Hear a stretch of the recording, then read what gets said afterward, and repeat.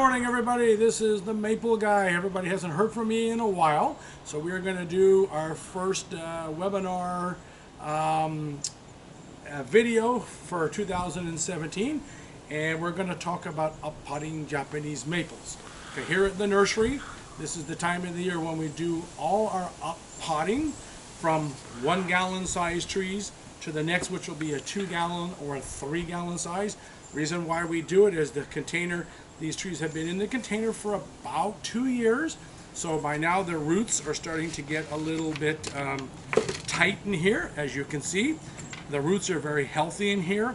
So this tells me now they're not root bound, so now it means we go to the next level up.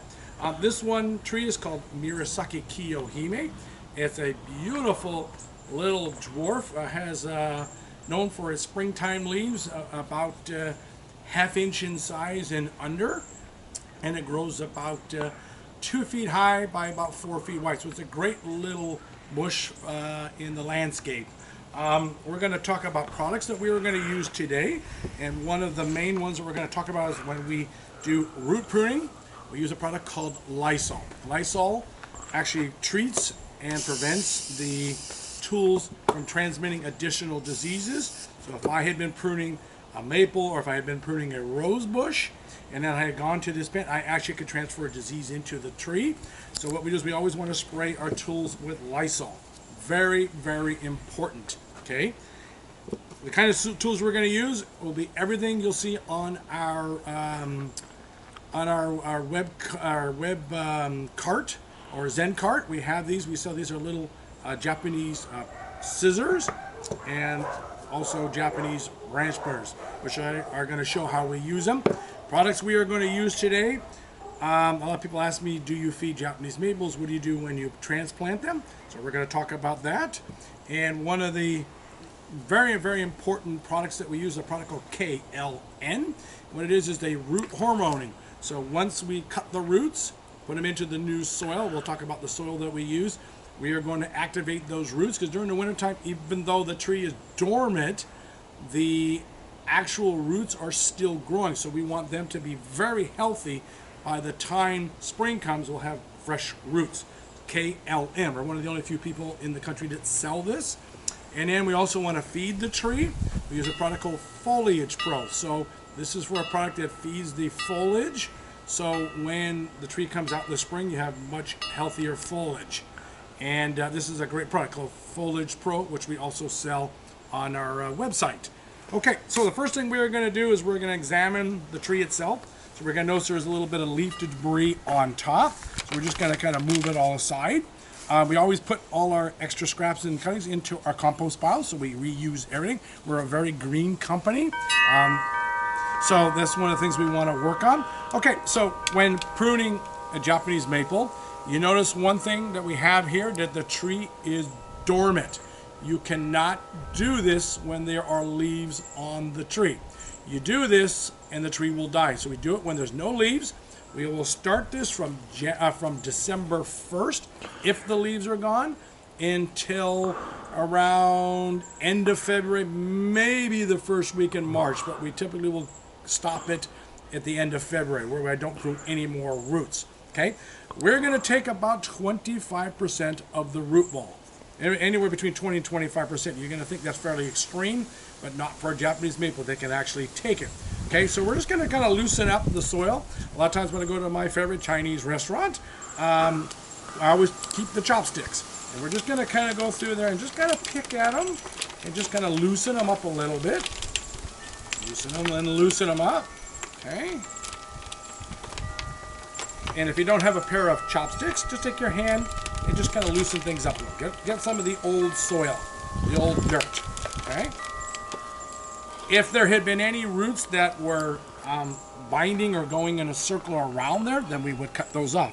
But right now they're not. You'll see all these really beautiful, healthy white roots. It tells us the tree is growing and actively growing in there. So we're just gonna go in there and kind of loosen things up, okay?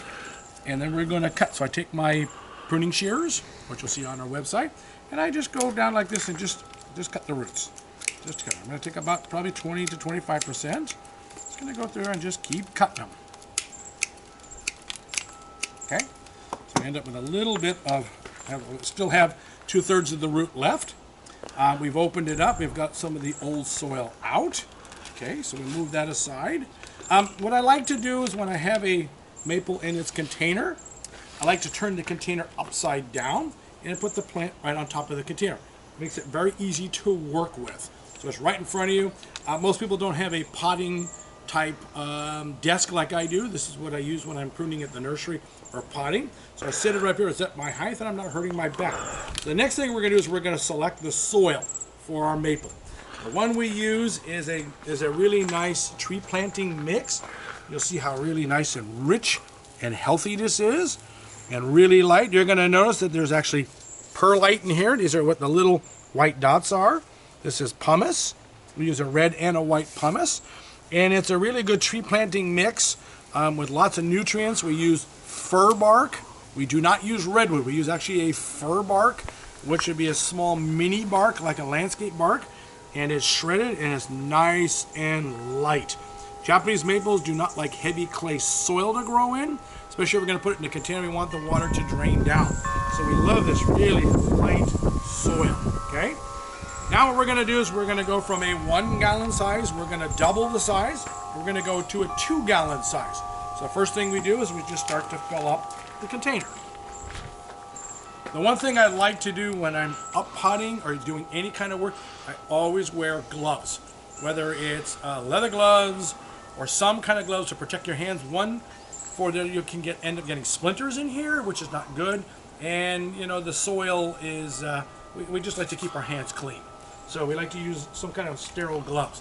We're just going to fill this up, okay, and we're going to pack it in here. Okay, and I'm just going to pack it in like that, really nice and tight. Okay. Then what I'm going to do is I'm going to put the plant in there just see how deep we are. We don't want the plant sitting above the container. We want it to be about 1 inch below. So this is the top. This is called the crown of the tree. We never bury the crown. So what I mean by burying the crown is the tree is not this far deep. We don't bury it. This is the crown. We always leave this kind of exposed. Okay, we don't bury the crown.